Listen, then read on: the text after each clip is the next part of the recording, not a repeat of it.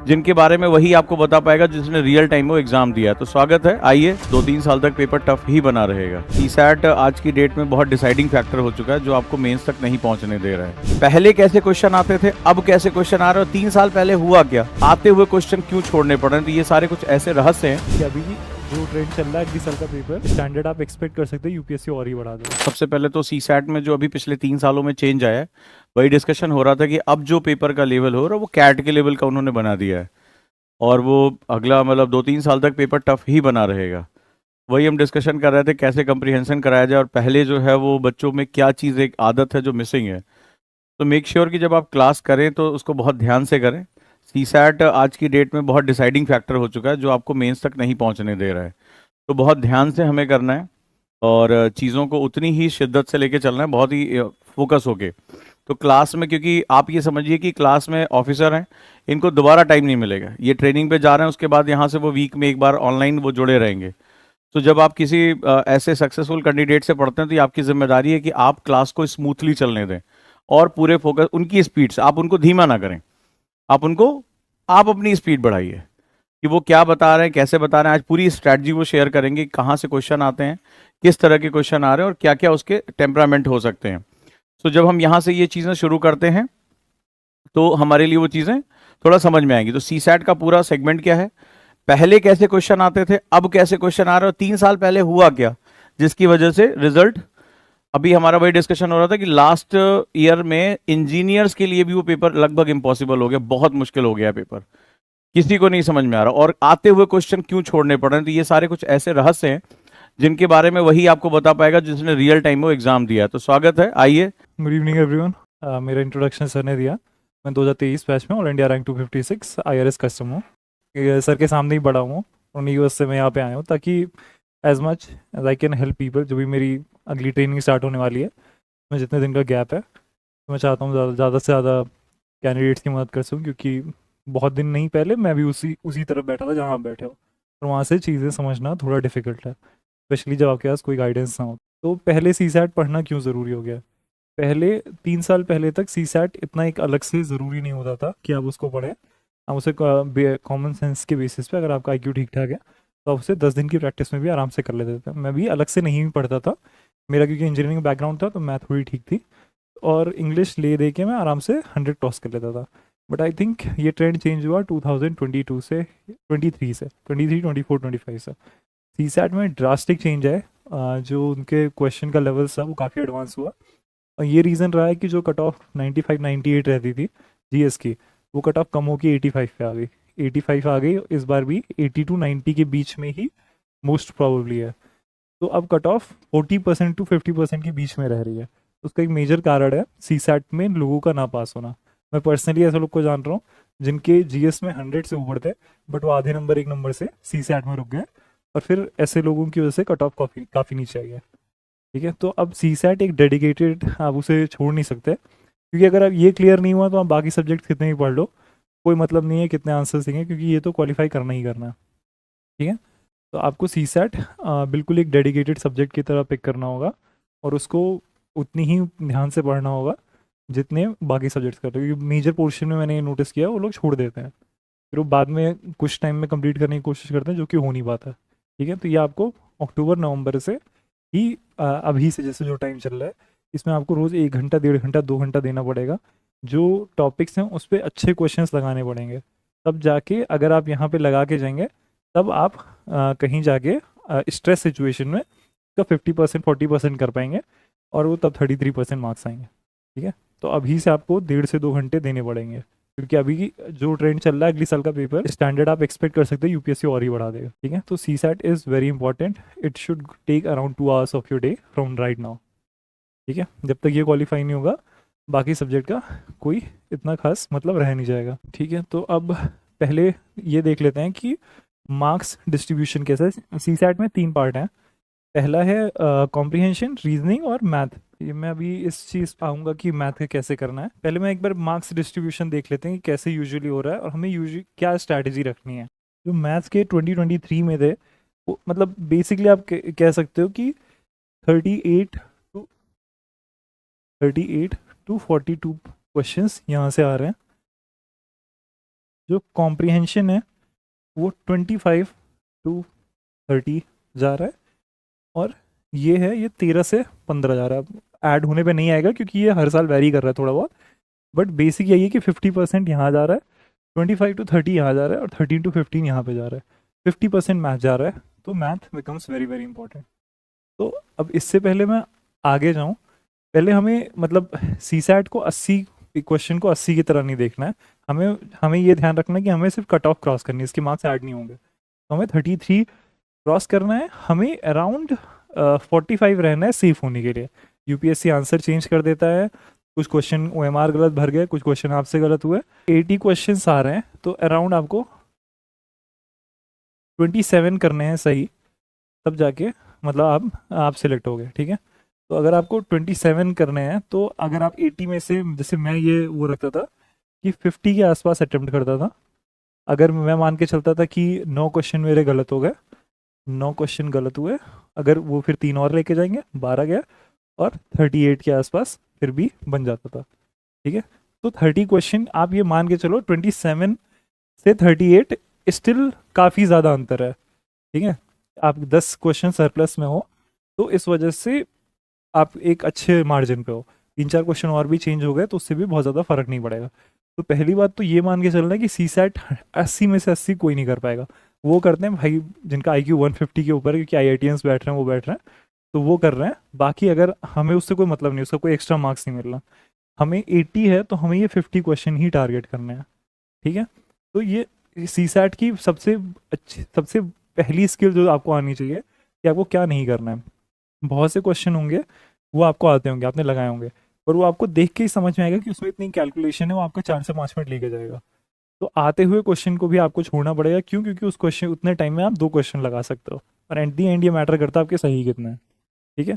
तो पहली चीज़ तो हाँ, ये 80 है, आपको 45 to 50 टारगेट करना है। अब इंडिविजुअल कैपेबिलिटी अलग अलग है, आप में से कोई अच्छा करता होगा तो उससे ऊपर भी जाएगा, और नहीं तो उससे नीचे भी जाएगा, ठीक है। बट आपको ये मान के चलना है कि सेफ 27 सही होने चाहिए, सेफ रहने के लिए 40 आपको करने ही करना है, ठीक है। 50 ये करना है। अब इससे आगे मैं पढ़ाने के उस पर जाऊँ, फिर से ये पहले ये आप देख लो कि जो ये रीजनिंग, ये कॉम्प्रिहेंशन है, अरे मुझे लगता है मैंने उल्टा कर दिया, ये रीजनिंग 13 से 15 है, कॉम्प्रिहेंशन 25 से 30 है, ठीक है। कंफर्म कर लेता हूँ, हाँ, कॉम्प्रिहेंशन 25 से 30 है। अब सबसे ज़्यादा फोकस यहाँ, इसका रिटर्न ऑफ इन्वेस्टमेंट सबसे ज़्यादा अच्छा है। अगर आप मैथ में 4 महीने दोगे, और अगर आप इसमें 1 से 1.5 महीने दोगे, 45 दिन भी दोगे, 40-45 दिन भी दोगे, 30 डेज अगर आपने डेडिकेटेड दिए, तो इसके सही होने के चांसेस बहुत ज़्यादा बढ़ जाते हैं। जैसे मैथ कोई एक मतलब एक वो नहीं है, इसके अंदर अभी 10 से 12 चैप्टर्स अलग अलग डिवाइड होंगे, ठीक है। रीजनिंग में भी आप आएंगे तो 7 से 8 डिवाइड होंगे, बट कॉम्प्रिहेंशन के साथ ऐसा नहीं है। कॉम्प्रिहेंशन के अंदर कोई चैप्टर्स नहीं है। अगर आपने कॉम्प्रिहेंशन प्रिपेयर कर लिया एक बार ठीक से, तो वो आपका पूरा कॉम्प्रिहेंशन प्रिपेयर हो गया। अभी मैं इस पे आता हूँ, मैं कितने कितने जाने हैं इस पे। अभी मैं जो जो बोल रहा हूँ मैं सब कंप्लीट कर लूँ, क्योंकि कॉम्प्रिहेंशन में फर्दर डिवीजन नहीं है चैप्टर्स का, तो उसे कंप्लीट करना ज़्यादा आसान हो जाता है, ठीक है। और अगर एक बार कंप्लीट हो गया तो एक बार आपकी स्किल, ये बेसिकली एक स्किल है, जैसे आप तैरना सीख रहे हो या आप साइकिल चलाना सीख रहे हो, एक बार आ जाती है कि कॉम्प्रिहेंशन को किस तरह कैच करना है, उसके ऑप्शन किस तरह एलिमिनेट करना है, तो वो आपको आ जाती है, फिर वो जाती नहीं है, ठीक है। आप थोड़ी बहुत प्रैक्टिस करोगे, बट ये स्किल है, ठीक है, कॉम्प्रिहेंशन को क्रैक करना। तो सबसे ज़्यादा फोकस यहाँ होना चाहिए। क्यों? क्योंकि अगर कितना भी टफ, जैसे इस बार का कॉम्प्रिहेंशन काफ़ी डिफिकल्ट आया था, तो कितना भी टफ आएगा, मान लीजिए 30 आ रहा है, तो आप 26-27 अटेम्प्ट कर ही लोगे, ठीक है। 26-27 अटेम्प्ट करोगे, कितना भी गलत गया, अगर आप प्रैक्टिस करके गए हो, तो 22 तो बन ही गए, ठीक है। 22 आपके 22 बने, मान लो 3-4 गलत हुए, वो आपका नेट दे के चला गया 20, ठीक है। ये मैं आपको एवरेज प्रिपरेशन पे बता रहा हूँ, जो कि एक महीने की मतलब 1.5-2 महीने की प्रिपरेशन पे पहुंचा जा सकता है। आपको नेट चाहिए 27, 20 आपको सिर्फ कॉम्प्रिहेंशन दे के चला गया। इवन तो इसका नंबर कम है, बट 27 में से 20 आपको ये दे के चला गया। अब जो बचते हैं 7, ये आपको मैथ से निकालने हैं और कॉम्प्रिहेंशन से निकालने हैं, ठीक है। तो इवन दो इसका परसेंटेज इससे कम है, बट इसकी रिटर्न ऑफ इन्वेस्टमेंट सबसे ज़्यादा है, ठीक है। तो सबसे ज़्यादा फोकस इस पे करेंगे, इस पे कॉम्प्रिहेंशन पे सबसे ज़्यादा फोकस कॉम्प्रिहेंशन पे, ये पहले से आपकी स्टडी होनी चाहिए, ठीक है। अब ये कॉम्प्रिहेंशन मैं नहीं ले रहा हूँ, मैं मैथ और रीजनिंग ले रहा हूँ। तो ये मैं आपको ओवरऑल सी सैट का ट्रेंड बता रहा हूँ कि अभी क्या चल रहा है, ठीक है। और अभी का ट्रेंड ये रीजनिंग का स्टैंडर्ड बढ़ रहा है, तो इसमें आपको डेडिकेटेड प्रिपरेशन चाहिए होगी मैथ और बेसिक न्यूमरेसी पे, कि इसका ट्रेंड क्या चल रहा है। सीसैट नाम सुनते ही हमें डराता है, कहीं यही तो हमें प्रीलिम्स में बाहर तो नहीं कर देगा। दोस्तों अब आ गया इसका सॉल्यूशन। क्या हो अगर आपको एक सिलेक्टेड कैंडिडेट पढ़ाए, साथ ही साथ वो जिसने कैट में बहुत अच्छी परसेंटाइल उठाई हो, जिसको पता हो 15 सेकंड में क्वेश्चन कैसे सॉल्व करते हैं, कैसे ट्रिक्स को निकालते हैं, कैसे समझते हैं क्वेश्चंस को। तो दोस्तों आपके साथ लेकर आ रहा हूं मैं एक IRS विवेक सिंह के माध्यम से सीसैट की क्लासेस। 10,000 रुपए की क्लासेस आपको इस फेस्टिवल सीजन में मिल रही है मात्र 5,000 रुपए में। इनके साथ जानिए, सीखिए, और सबसे बड़ा फायदा है प्रेशर कैसे उन्होंने डील किया आप भी सीख सकते हैं, टाइम कैसे मैनेज करना है आप भी सीख सकते हैं, साथ ही साथ और ढेर सारे प्रश्नों का जवाब भी वो आपको यहां पर देते रहेंगे। तो सीसैट अब आपका बहुत आसान होने जा रहा है, एक सिलेक्टेड कैंडिडेट के माध्यम से पढ़ने का जबरदस्त मौका। सिलेबस में चैप्टर्स कौन कौन से हैं, उनका ट्रेंड में किससे कितने क्वेश्चन आ रहे हैं, और किस चैप्टर से रिटर्न ऑफ इन्वेस्टमेंट सबसे अच्छा है, तो मैं ये सारी चीज़ें नोट कर रहा हूँ। First thing is number system. सबसे ज़्यादा क्वेश्चन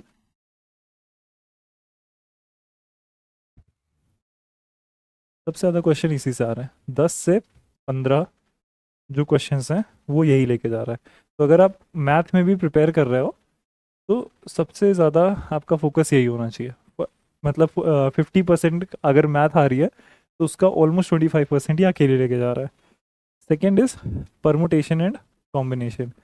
इससे क्वेश्चन काफ़ी ज़्यादा आ रहे हैं, पर इसका जो कन्वर्जन है वो काफ़ी पुअर है। मतलब एक्चुअल एग्जाम में, क्योंकि इसमें अगर आपने किसी ने PNC लगाई हो तो इसमें फैक्टर्स होते हैं, 5 फैक्टर 12 का फैक्टर, उसे मल्टीप्लाई करना पड़ता है लगातार। तो इसका जो कन्वर्जन है असली पेपर में, इसका सही आंसर निकालना बहुत ही ज़्यादा डिफिकल्ट हो जाता है, ठीक है। नंबर सिस्टम रादर ईजी है, उसका आंसर आ जाता है, इसका आंसर निकालने में बहुत मुश्किल होती है, क्योंकि एक ही आंसर में आपको 7 से 8 बार मल्टीप्लाई करना होता है। स्ट्रेस में अगर एक नंबर भी गलत हुआ तो अगली मल्टीप्लाई में गलत होगा, फिर अगले में गलत होगा, फिर अगले में गलत होगा, एक्चुअल आंसर इसमें नहीं मैच करेगा, ठीक है। ये PNC है। Then algebra around 6 to 7 question. Then basic mensuration,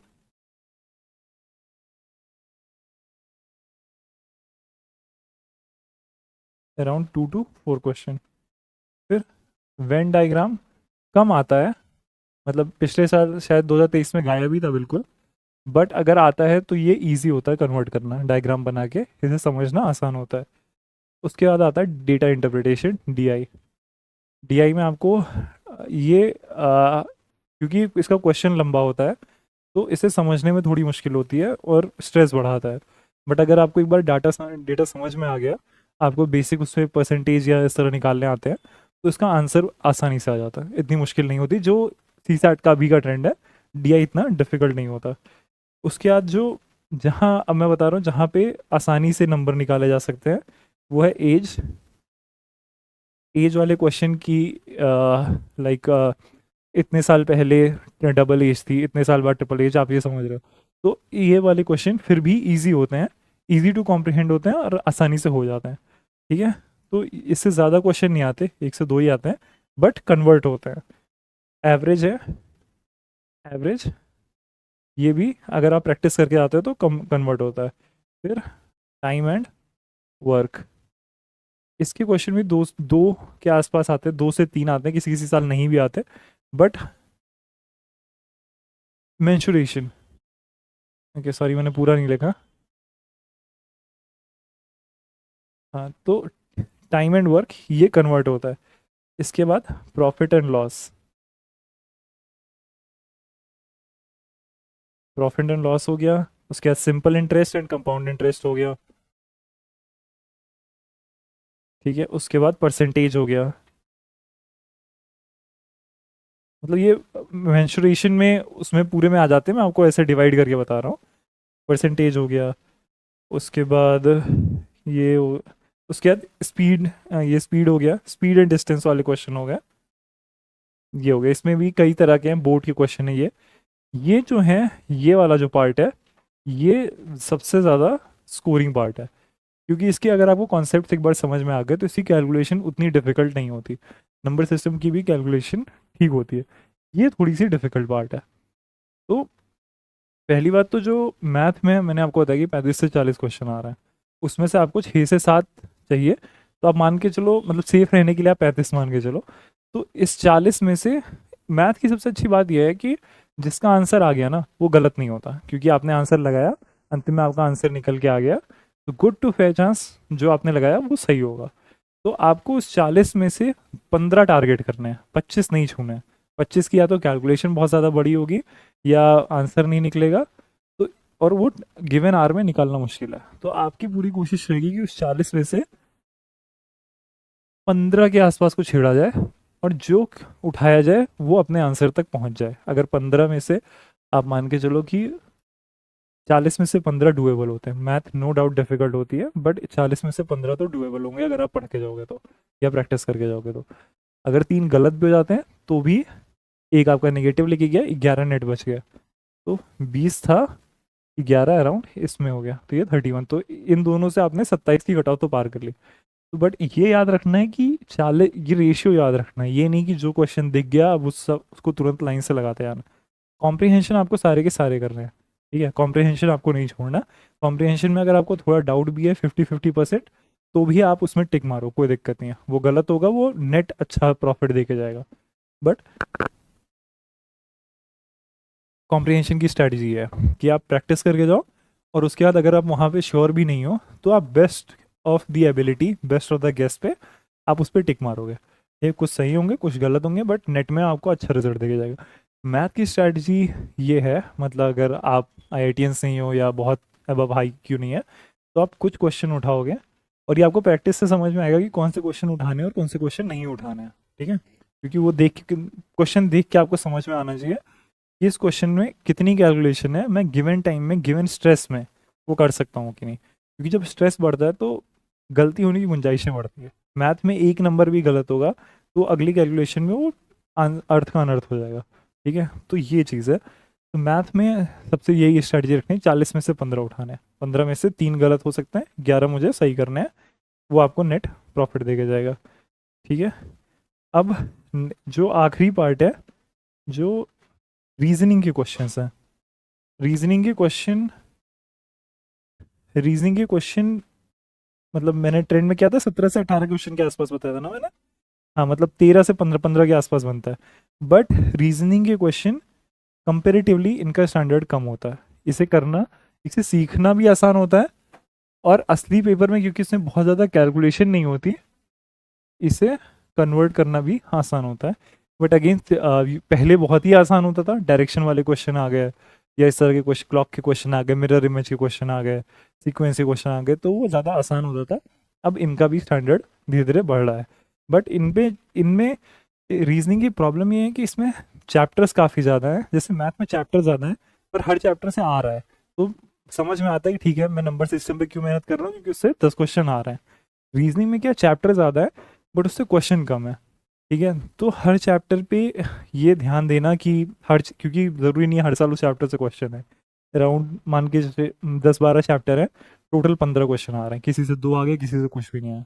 तो ये दिक्कत है कि जो कॉस्ट बेनिफिट है वो पुअर है, बट क्योंकि जो स्टैंडर्ड क्वेश्चंस का नीचे है और कन्वर्टेबिलिटी अच्छी है, तो ये भी आपको, अगर 15 क्वेश्चन आ रहे हैं तो आप एवरेज प्रिपरेशन के साथ 10 अटैम्प्ट कर ले जाओगे, और अगर 2 आप गलत भी करते हो तो भी 6 से 7 आपको दे गया, ठीक है। तो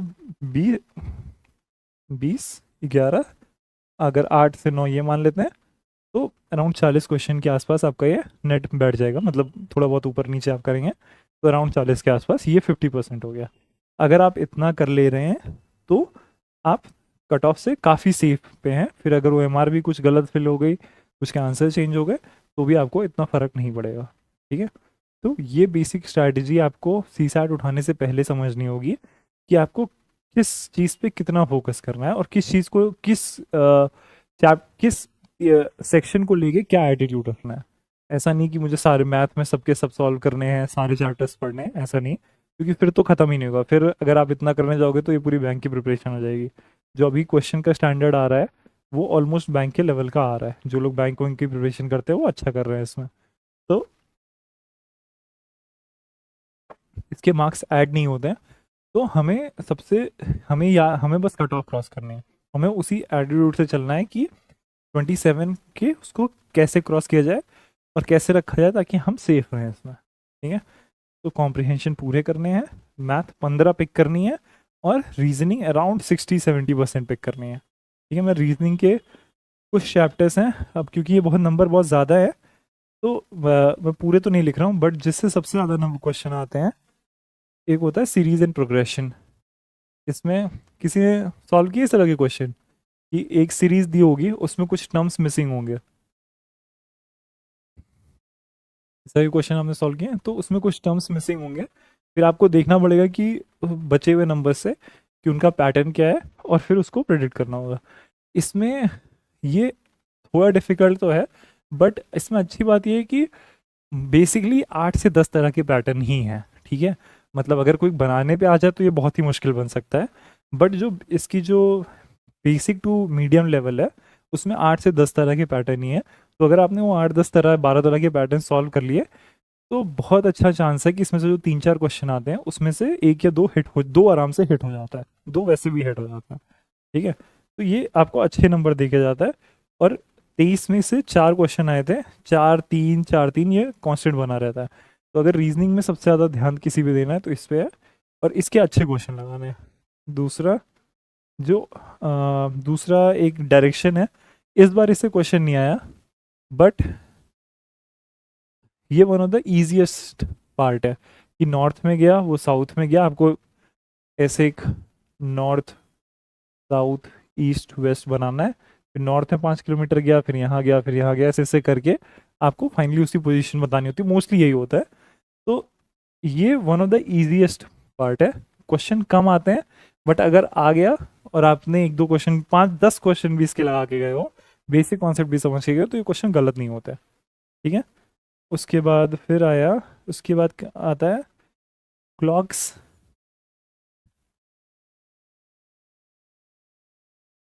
हुआ, कैलेंडर हुआ। अगेन इनको पढ़ने में सबसे ज़्यादा दिक्कत ये होती है, इससे क्वेश्चन आते नहीं है, दिक्कत है 1 से 2 क्वेश्चन आए, एक क्वेश्चन भी आ गया, दोनों मिला के एक क्वेश्चन आ गया और वो भी कन्वर्ट नहीं हुआ, तो हफ्ते भर की पढ़ाई वो वहाँ पे बर्बाद हो जाती है, ठीक है। तो क्वेश्चन डिफ़िकल्ट नहीं होते, मैं बेसिक से आपको बता दूंगा, बट जो क्वेश्चन आ रहे हैं वो बहुत ज़्यादा नहीं आ रहे इससे। उसके बाद डायरेक्शन मैंने आपको बता दिया। ब्लड रिलेशन के क्वेश्चन इस बार भी आए थे, 2 क्वेश्चन आए थे, और ये भी मैं कहूँगा कि इससे ज़्यादा डायरेक्शन से ज़्यादा डिफ़िकल्ट है, बट आंसर निकल आता है कि ये इसकी बहन है, ये इसके फादर है, ये वाइफ है, ये इसके फादर है, फिर एंड में आपको इसका रिलेशन बताना होता है। इसके क्वेश्चन का टिपिकल स्टैंडर्ड यही है। तो बट ये भी अगर आप प्रैक्टिस करके जाओगे, ये हुआ, ये अगर आप पढ़ के गए तो ये श्योर एंड शॉर्ट सही हो जाता है, ठीक है। तो इन चैप्टर्स पे फोकस करना है जो अच्छा रिजल्ट दे के जाए आपको, ठीक है। उसके बाद क्यूब्स एंड डाइस आता था पहले, 2-3 साल से नहीं आ रहा है, ठीक है। क्यूब्स एंड डाइस हो गया। उसके बाद पजल्स होते थे, वो भी अभी नहीं आ रहे हैं। कोडिंग भी इसी सीरीज प्रोग्रेशन को अगर आप समझ रहे हैं तो इसी में कोडिंग भी आती है। इसमें कोडिंग में ये होता है कि आपको मान लीजिए ABC दिया और उसने बोला ये 1 2 3 है, फिर वो आपको DEF देगा और बोलेगा कि अब इसको कैसे कोड करोगे। तो इसमें आप देखोगे कि A1 पे है, B2 पे है, C3 पे है, और उसी हिसाब से आपको DEF। ये मैं आपको बहुत ही बेसिक बता रहा हूँ, मतलब दीजिए, जब मैं बस आपको ये समझा रहा हूँ कि क्वेश्चन किस तरह से आता है। तो coding, series, direction, blood relation, ये कुछ ऐसे टॉपिक्स हैं रीजनिंग के जिनका कन्वर्जन काफ़ी अच्छा है। अगर आप इन्हें पढ़ लोगे तो ये 80 पेपर में भी निकल के अच्छे से आपको रिजल्ट देंगे, ठीक है। उसके बाद तो बेसिक रीजनिंग के अभी मतलब ऐसे तो और भी कई सारे वो है, अल्फ़ाबेट टेस्ट है, इनइक्वालिटी है, सीटिंग अरेंजमेंट्स है, पजल है, मतलब चैप्टर्स बहुत ज़्यादा है, बट ये 4 से 5 चैप्टर्स हैं जिससे 80% 70 to 80% क्वेश्चन बनता है और अच्छा कन्वर्ट होता है। तो आपको फोकस तैयारी करनी है कि कहाँ से आपको अच्छा रिजल्ट मिल रहा है, कहाँ से मार्क्स कन्वर्ट हो रहा है, ठीक है। तो अभी तक आपको बेसिक स्ट्रैटेजी समझ में आई कि CSAT की बेसिक कितने 80 क्वेश्चन आते हैं 27 आपको पार करने के लिए चाहिए, 40 आपको सेफ रहने के लिए चाहिए। उस 40 में आपको 20 निकालने हैं, 20 से 25 आपको निकालने हैं रीजनिंग उससे कॉम्प्रिहेंशन से, 20 से 22 निकालने हैं, ठीक है। 10 से 12 क्वेश्चन के आसपास आपको मैथ से निकालना है, और 7 से 8 आपको रीजनिंग से निकालना है, ठीक है। अभी तक जो बेसिक अंडरस्टैंडिंग CSAT है वो समझ में आ रही है, ठीक है। अभी तक के पार्ट में अगर किसी को जो डाउट है वो आप अभी पूछ लो, अभी थोड़ी देर मतलब मैं अगले उस पे जाऊँ उससे पहले अगर आपको अभी तक जो भी डाउट हो आप पूछ लो सर। किसी ने क्वेश्चन पूछा था बीच में, अब आपने पूछा था, हाँ क्या पूछा था आपने?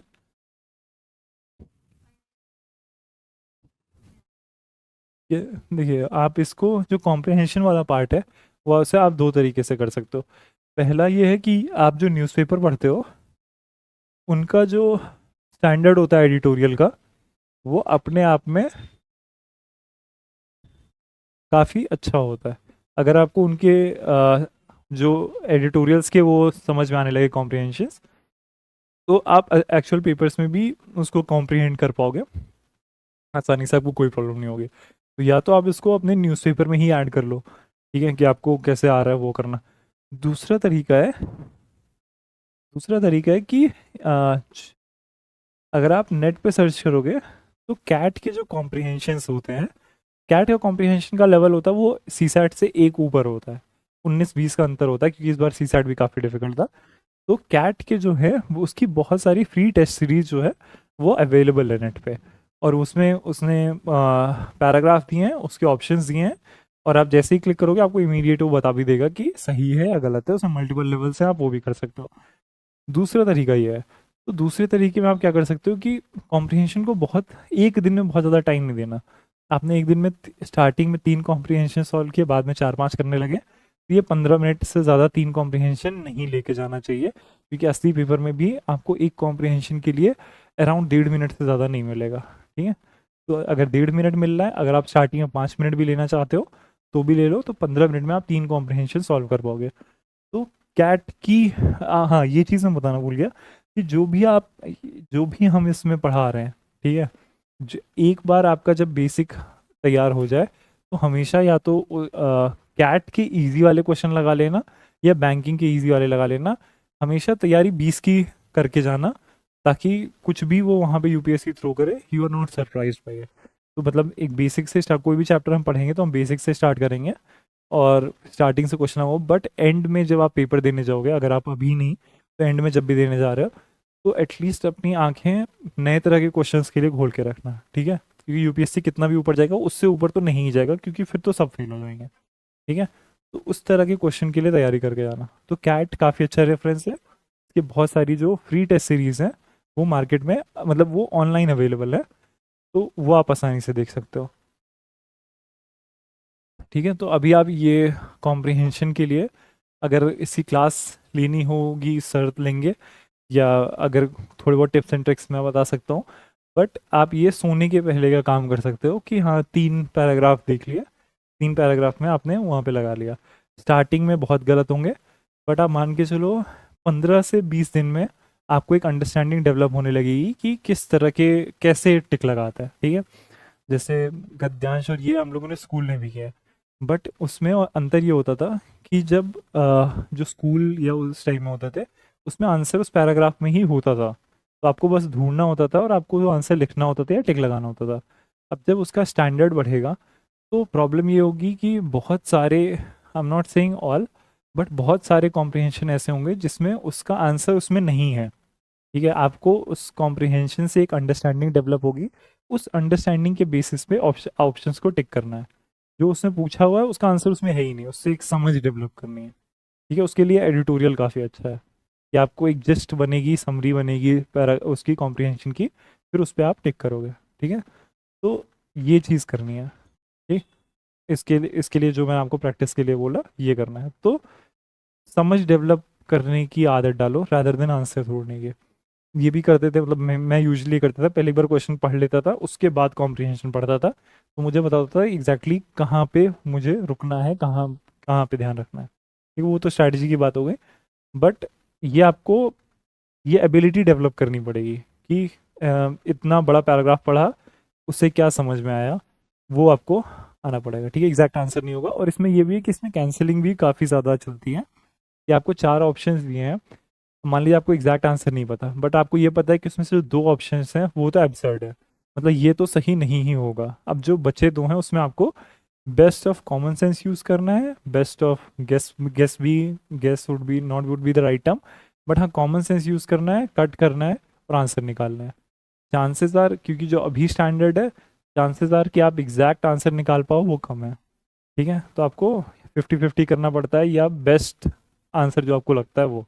अभी भी अगर आप CSAT के आंसर्स चेक करोगे जो अभी एक कोचिंग से आंसर की दी है, उसमें से आप विजन के चेक करोगे, विजन की फैसिलिटी मतलब सबसे अच्छी है नेट पे, बट आप देखोगे तो उनके भी जो 7 से 8 आंसर उन्होंने खुद 2 आंसर दिए हुए हैं कि A/B, B/C, C/D, वो खुद भी श्योर नहीं है, कोई भी श्योर नहीं है, अब UPSC जो मान ले। तो आपको ये कॉम्प्रिहेंशन में ये एबिलिटी डेवलप करनी पड़ेगी कि एब्सर्ड को काटना है, फिर जो बचे हैं उसमें रिस्क लेना है, क्योंकि उसमें से फिर 3-4 गलत भी हुए, 5-6 गलत हुए, 2 लेके गए तो भी 20 बच गए, ठीक है।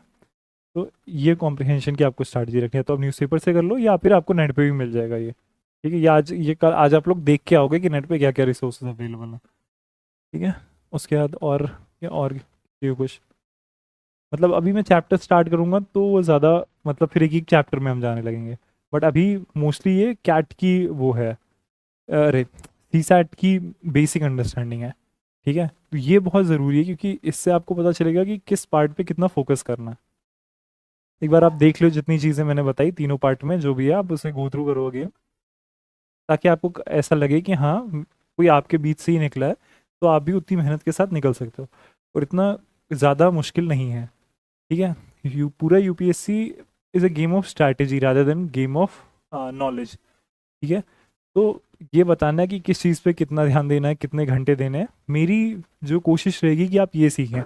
बाकी अगर आप इन चैप्टर्स की बात करें तो मार्केट में मुझसे बहुत ही अच्छे टीचर होंगे जो उनका डेली का ये काम होगा, ये देखना कि उनके पास अच्छे क्वेश्चंस होंगे, सोल्यूशंस होंगे ना, रटी हुई होंगी चीज़ें, ठीक है। तो मेरा वो फोकस नहीं है, मेरा फोकस है आपको इंट्रोड्यूस कराना इनके बेसिक थ्योरी से, बेसिक कॉन्सेप्ट से, और आपको क्वेश्चन सॉल्व कराना और ये बताना कि कैसे जा रहा है, ठीक है। बाकी इसके और भी अच्छे होंगे, ठीक है, उसकी कोई बात नहीं, बट मैं चाह रहा हूँ कि आपकी थोड़ी रिलेटिबिलिटी बढ़े, थोड़ा कॉन्फिडेंस रहे कि हाँ कोई आप जैसा ही है जो कि था। क्योंकि जब मैं उस साइड बैठता था तो पेपर देने के बावजूद वो कॉन्फिडेंस नहीं आता था कि मेरा हो जाएगा, क्योंकि ऐसा लगता है कि जो लोग सिलेक्ट होते हैं वो कहीं अलग से आते हैं ना, वो कहीं बहुत टॉप अलग बैठते हैं, ऐसा कुछ नहीं होता।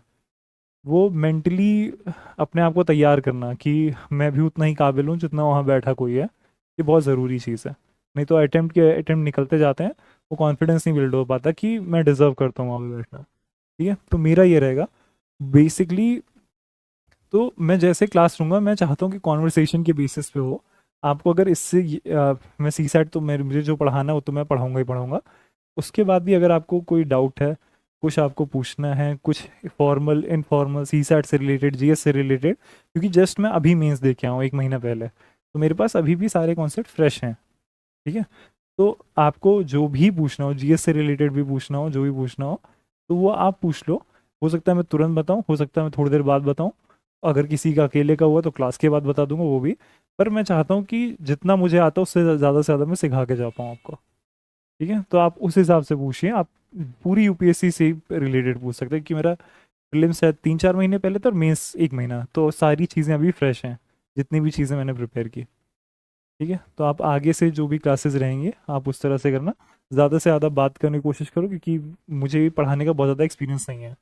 तो आधे घंटे से जब मैं एक तरफ बोलता रहता हूँ तो मुझे समझ नहीं आता, क्योंकि आप बहुत से लोगों के फेसेस बिल्कुल ब्लैंक हैं, तो समझ नहीं आ रहा आपको समझ आ रहा है कि नहीं, ठीक है। तो आप अपनी तरफ से भी कॉन्वर्सेशन, आपको जो पूछना है पूछो, जिस चीज़ से रिलेटेड, मैं उसे एड्रेस करने की एज जितनी मेरी कैपेबिलिटी होगी मैं पूरी कोशिश करूँगा, ठीक है। तो अभी के आज का मेरा जो बेसिक मोटिव था कि आपको CSAT से इंट्रोड्यूस करना, कि बेसिक कितने हैं, बेसिक स्ट्रैटेजी क्या होनी चाहिए, बेसिक जो सोर्स हैं वो क्या क्या होने चाहिए।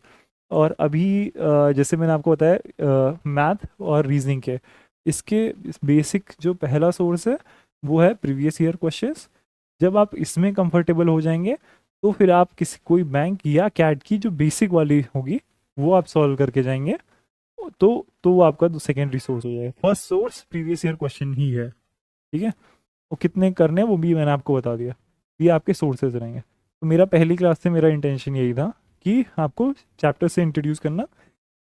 कल से मैं एक एक चैप्टर करके लूँगा उसके और मेरा जो पढ़ाने का तरीका मतलब मैं कैसे रखूँगा, जो मुझे लगता है कि कोई भी मैं चैप्टर उठाऊँगा तो जो बेसिक कॉन्सेप्ट है मैं वो बताने की कोशिश करूँगा, उससे फॉर्मूलेज कौन से होते हैं। फिर मैं एक एक लेवल बताऊँगा कि इस चैप्टर में लेवल 1 का क्वेश्चन कैसा होता है, लेवल 2 का क्वेश्चन कैसा होता है, लेवल 3 का कैसा होता है। क्योंकि हर चैप्टर से ही बहुत डिफिकल्ट क्वेश्चन बनाया जा सकता है, बहुत आसान बनाए जा सकते हैं, बहुत डिफिकल्ट बनाए जा सकते हैं। तो उसमें मैं प्रीवियस ईयर क्वेश्चन को उठाने की कोशिश करूँगा कि जो लास्ट ईयर्स में आए हैं वो। फिर मैं आपको कुछ प्रीवियस ईयर्स दे के भी भेजूँगा कि आप उन्हें सॉल्व करो, आप देखो उसमें कंफर्टेबल हो कि कैसे वो सॉल्व होता है। ऑलमोस्ट सबके सोल्यूशन नेट पे आप वो देख सकते हो, मैं आपको बता सकता हूँ। बट मैं चाहता हूँ कि आप अपनी पेन से क्वेश्चन सॉल्व करो, क्योंकि सीसैट पेन से बिना सॉल्व किए नहीं होगा। ठीक है। फिर अगर कुछ ऐसे क्वेश्चंस हैं जो कि कॉमन सेंस से भी सॉल्व हो जाते हैं, ठीक है, उसके लिए आपको मतलब एग्जैक्ट पूरा निकालने की ज़रूरत नहीं पड़ती। You can by reading statistics आप एक बेस्ट गेस कर सकते हो कि आंसर इसके पास होगा, और क्योंकि आपके पास टाइम कम है तो आप अपना वो चांस देते हो। तो मैं वो भी सिखाने की कोशिश करूँगा कि कुछ ट्रिक्स हैं, कुछ फॉर्मूले छोटे हैं जिससे आंसर आ जाता है, या कुछ कॉमन सेंस लगाने से इससे आंसर आ जाता है, तो मैं वो सिखाने की कोशिश करूँगा। बट ये आपके आईक्यू पे डिपेंड सबसे ज़्यादा करता है। गेसिंग एक इंडिविजुअल गेम है, मैं आपको कुछ तरीके सिखा सकता हूँ, पर वो स्ट्रेस में आप कितना कर पाते हो वो आपके ऊपर है। ठीक है। तो मेरा सी साइड से आज का ये था, और मैं कल से कैसे क्लास रखूँगा ये मैंने वो कोशिश की आपको। अब इसके बाद अगर आप कुछ और चाहते हो कि मैं किस तरह पढ़ाऊँ या क्या करूँ, तो वो अभी आप बता दो, तो ताकि मैं कल तक थोड़ा मेंटली प्रिपेयर हो जाऊँ। या कौन से चैप्टर से आप शुरू, किसी को अगर सी सैट का आइडिया हो कि कौन से चैप्टर से स्टार्ट, मैं कोशिश करूँगा एक आसान से चैप्टर से स्टार्ट करने की। परसेंटेज हुआ या प्रॉफिट एंड लॉस हुआ, इसे क्या समझना आसान है, तो थोड़ा सा रेपो बन जाएगा, थोड़ा कॉन्फिडेंस आ जाएगा, फिर डिफ़िकल्ट चैप्टर्स की तरफ जाएंगे। तो मेरी ये है। बट अगर आप में से किसी को कोई सजेशन हो कि मुझे कैसे क्लास लेनी चाहिए, फिर भी मैं कॉम्प्रिहेंशन बता दूँ, उसके अंदर कोई इंटरनली डिवीजन नहीं है कि ये चैप्टर है। तो इसीलिए वो सबसे फेवरेट सेक्शन बन जाता है, क्योंकि जो इसमें इनपुट का टाइम है वो बहुत कम है। आपको कोई फॉर्मूले नहीं याद करने, आपको कोई चैप्टर्स नहीं पढ़ने, आपको एक स्किल डेवलप करनी है कि कैसे आपको पैराग्राफ पढ़ना है और उससे ज़्यादा एक समरी, मेंटल समरी प्रिपेयर करनी है। वो स्किल मतलब वो नॉलेज नहीं, वो स्किल है, जैसे साइकिल चलाना हुआ। तो अगर आप वो सीख गए एक बार, तो आप फिर करने लगोगे, फिर आप 27 में से 22-23 कन्वर्ट कर ले जाओगे, हो जाएगा, इतना मुश्किल नहीं होता। इस साल थोड़ा मुश्किल हुआ है, 22-23 कन्वर्ट हुए, नहीं तो पिछले आई थिंक 2023 का अटेम्प्ट दिया था मैंने, उसमें ऑलमोस्ट सारे क्वेश्चन कन्वर्ट हो गए थे, मतलब कॉम्प्रिहेंशन ही पूरा का पूरा सॉल्व हो गया था। तो उसकी वजह से फिर मुझे मैथ और उसमें जोर नहीं देना पड़ा। ठीक है। तो इसका जो रिटर्न ऑफ इन्वेस्टमेंट है वो सबसे ज़्यादा अच्छा है। ठीक है। तो उसमें कोई सब सेक्शंस नहीं है, बाकी सब में सब सेक्शंस हैं। ठीक है। वो एक ही, कोई फार्मूला नहीं, कुछ नहीं, कॉमन सेंस, और उस पर चलता है ये गेम, स्किल पे, प्रैक्टिस पे। ठीक है। तो ये कॉम्प्रिहेंशन का है। सी सैट अभी जैसे अगर आप मैं तो ये बोलूँगा कि आप कॉम्प्रिहेंशन को पैरेलली करने की थोड़ी आदत डालें। 10 से 15 मिनट दिन का अगर आप देंगे, तो महीने 1.5 महीने में आप एक बहुत अच्छी स्किल डेवलप कर लेंगे। ठीक है। बाकी बचा हुआ मैथ और रीजनिंग, तो मैं कोशिश करूँगा उन चैप्टर्स को उठाने की जो कि थोड़े से आसान हो, ताकि एक बार कॉन्फिडेंस बिल्ड होना धीरे धीरे स्टार्ट हो। मैं प्रीवियस ईयर भी सॉल्व करके दिखाऊंगा, तो एक बार वो बिल्ड होना स्टार्ट होगा तो वहाँ से आपके लिए आसान हो जाएगा। बाकी मैंने आपको ऑलमोस्ट हर सब्जेक्ट का बताया कि कितने क्वेश्चंस आ रहे हैं, मैं वो फॉरवर्ड भी कर दूंगा सर, आपके ग्रुप में भी डाल देंगे अगर होगा तो अगर आपको समझ आ जाए कि हाँ, ये दो ही चीज़ डिसाइड करती है, पहला कितने क्वेश्चन आ रहे हैं, दूसरा कितने क्वेश्चन कन्वर्ट हो रहे हैं। जैसे पीएनसी से क्वेश्चन आते हैं, नो डाउट आते हैं, बट कन्वर्ट नहीं होते। ठीक है। तो पीएनसी में आप उतना ही करेंगे जिससे बेसिक्स क्वेश्चन सॉल्व हो जाए। मतलब अगर पीएनसी से 9 में से 3 क्वेश्चन आसान आ गए, तो वो 3 नहीं छूटने चाहिए किसी कीमत पे। ठीक है। पर बचे हुए 6 अगर तुमको लग रहा है कि वो गिवन टाइम में नहीं सॉल्व हो रहे हैं, छोड़ दो, कोई मतलब नहीं। उसमें फैक्टर्स होते हैं, उसमें कई बार मल्टीप्लाई करना पड़ता है, इतना बड़ा पेपर भी नहीं होता, रफ का एक वो होता है, आप एक के बाद करते हो, गंदगी होती, नहीं सॉल्व होता है। तो आपकी पूरी कोशिश रहेगी कि जो 40 में से 10-15 आसान क्वेश्चन है उनको आइडेंटिफाई करना और उनको सॉल्व करना। ठीक है। मैथ में आपकी यही स्ट्रैटेजी रहेगी। जो बड़े दिख रहे हैं, जिनमें कैलकुलेशन ज़्यादा है, जिसमें आप श्योर नहीं हो, उसको छेड़ना नहीं है। ये भी आप प्रैक्टिस से ही सीखोगे कि कौन से क्वेश्चन को हाथ नहीं लगाना है। ठीक है। तो स्ट्रेस में ये सी सेट में ये बड़ा गेम है कि क्या क्वेश्चन नहीं करना। अगर आपने गलत क्वेश्चन छेड़ दिया तो आपके 5 से 6 मिनट लेके गया, आंसर निकला नहीं निकला, अब वो बचे हुए का स्ट्रेस बढ़ा दिया उसने पूरे टाइम के लिए। और मैथ स्ट्रेस में सॉल्व नहीं होती, बहुत ज़्यादा दिक्कत होती है आंसर निकालने में, कैलकुलेशन करने में। एक भी प्लस माइनस गलत हुआ, ख़त्म, आंसर नहीं आया। तो ये आपकी स्ट्रैटेजी ये रहेगी, ठीक है। मैथ और रीजनिंग बहुत ही ज़्यादा आईक्यू बेस्ड चीज़ है। बहुत लोग उसको जल्दी ग्रास्प करते हैं, बहुत लोग उसको देर में ग्रास्प करते हैं। पर अगर आपका नहीं हो रहा है तो आप मान के चलिए कि आप अक्टूबर से लेके प्रीलिम्स तक आपको दिन के 1 से 1.5 घंटे देने ही देने। एक चैप्टर को पढ़ना है, उसके फॉर्मूलेज देखने हैं, वो याद होना चाहिए, उसके बाद फिर उसके क्वेश्चन सॉल्व करने हैं। जब आप अच्छे खासे क्वेश्चन कमरे में बैठ के सॉल्व करना और पेपर में सॉल्व करना बहुत अंतर है। वहाँ आता हुआ क्वेश्चन भी गलत होगा, ठीक है। तो जब आप यहाँ लगातार मेहनत करके जाओगे, मैं ये अज्यूम कर रहा हूँ कि आपकी मैथ उतनी अगर स्ट्रांग नहीं है तो, क्योंकि जिसकी स्ट्रांग है वो 1-1.5 महीने में भी उठा लेता है, ठीक है। मतलब अब क्योंकि अगर जैसे मेरा इंजीनियरिंग बैकग्राउंड था तो मुझे कभी सी सैट के लिए अलग से पढ़ाई नहीं करनी पड़ी, ठीक है। वो उसी में मैं कर लेता था, जो कॉमन सेंस हो जाता था, या उससे 40 में से 15 तो निकाल देता था मैं। तो अभी तक तो मेरा काम इससे चल गया था। अब इस अटेम्प्ट से नहीं चला, लास्ट अटेम्प्ट में, इस अटेम्प्ट में मैं पढ़ के गया था, सिलेक्शन वाले में नहीं पढ़ के गया था, बट इस वाले में पढ़ के गया था, क्योंकि सिलेक्शन वाला ही वो ईयर था इसमें ट्रेंड चेंज हुआ सी सैट का, 2023, ठीक है। तो इस बार पढ़ के गया था, नहीं तो यूजुअली नहीं जाता था। रीजनिंग भी आपको, मतलब अगर मैथ और रीजनिंग में मिला के बता रहा हूँ कि आपको देनी पड़ेगी, वो आपको मतलब एक के बाद एक चलाना पड़ेगा। मैथ चलाएंगे आप 4 महीने, फिर 2 महीना रीजनिंग चलाएंगे, या इस तरह।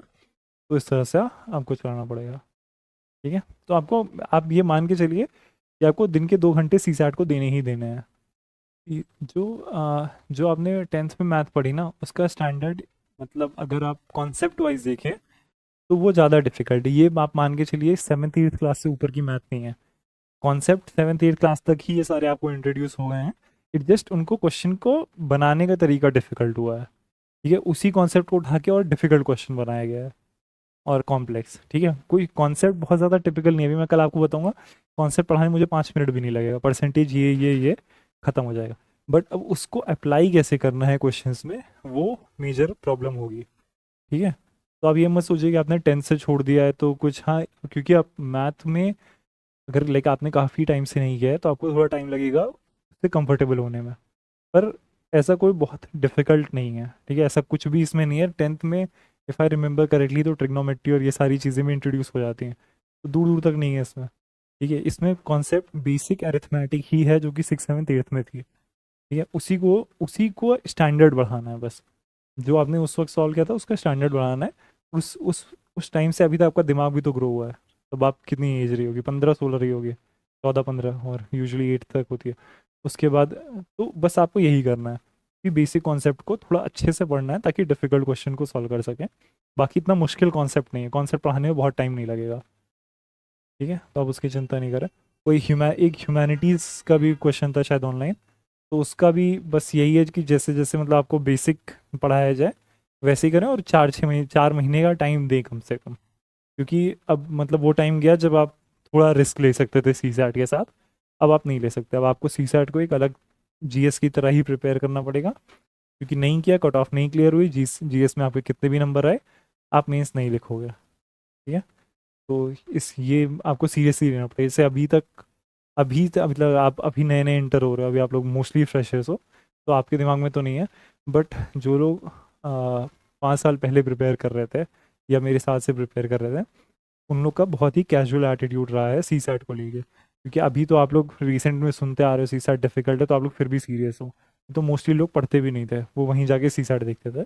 और फिर वो जब ट्रेंड चेंज हुआ तो एक साथ बहुत लोग गए। मैं ऐसे लोग को भी पर्सनली जान रहा हूँ जिनका जीएस में 110 नंबर के आसपास था, बट सी सैट की कट ऑफ या तो आधे नंबर से रह गई या 1 नंबर से रह गई, और उन्होंने मेंस नहीं लिख पाए। वो कई ऐसे लोग हैं जो सिलेक्ट हो चुके हैं पहले, बट उनका अगली बार सी सैट नहीं क्लियर हुआ। अभी इस साल मेरे बैच से सिलेक्टेड लोग हैं जिनका सी सैट नहीं क्लियर हुआ, ठीक है। तो मतलब गिवन आप लोग सीरियस लग रहे हो सी सैट को लेके, तो अगर आप ये सीरियस एटीट्यूड भी बना के रखोगे ना सी सैट को लेके, थोड़ा थोड़ा ही पढ़ोगे तो हो जाएगा, इतना मुश्किल नहीं है। बस स्ट्रैटेजी रखना, ये मत करना कि 80 दीवार है तो सर मारना, 80 क्वेश्चन है तो 80 के 80 सॉल्व करना, ये एटीट्यूड नहीं रखना है। 40 सही करने हैं, 52 के आसपास अटेम्प्ट करने हैं, और ये 9 गलत होंगे, 3 और वो लेके जाएंगे, 40 सही होगा, मैं 50% पे रहूँगा, 33 से बहुत होगा, ठीक है। तो ये स्ट्रैटेजी लेके चलनी है। 52 क्वेश्चन करने का मतलब आपको अराउंड 28 क्वेश्चन छोड़ने का मौका मिल रहा है, जिसमें आप तो वो 28 आपको कॉम्प्रहेंशन से छोड़नी ही नहीं है, क्योंकि वो तो आपको पूरे अटेम्प्ट करने हैं, ठीक, ऑलमोस्ट पूरे अटेम्प्ट करने हैं। कोई इक्का दुक्का आ गया जिसमें बिल्कुल ही आइडिया नहीं लग रहा तो शायद जो बचे हुए क्वेश्चन छोड़ने हैं वो आपको मैथ्स से छोड़ने हैं और उसके बाद रीजनिंग से छोड़ने हैं, ठीक है। तो हो जाएगा, इतना मुश्किल काम नहीं है। जस्ट आपको मेंटल, ये जो मैंने आज बताया है ये चैप्टर से भी ज़्यादा ज़रूरी है, क्योंकि मैं आपको एक एक चैप्टर पढ़ा देता, अगर आप करने नहीं लगते फिर भी मैं आपको पेपर देता और वो नहीं सॉल्व होता, क्योंकि वो इंडिविजुअल नहीं आता। तो आपको ये पता चलना चाहिए कि पेपर खोलने से पहले कि कितना टाइम देना है, किसको किस पे ध्यान देना है, किसको छोड़ के आगे बढ़ना है।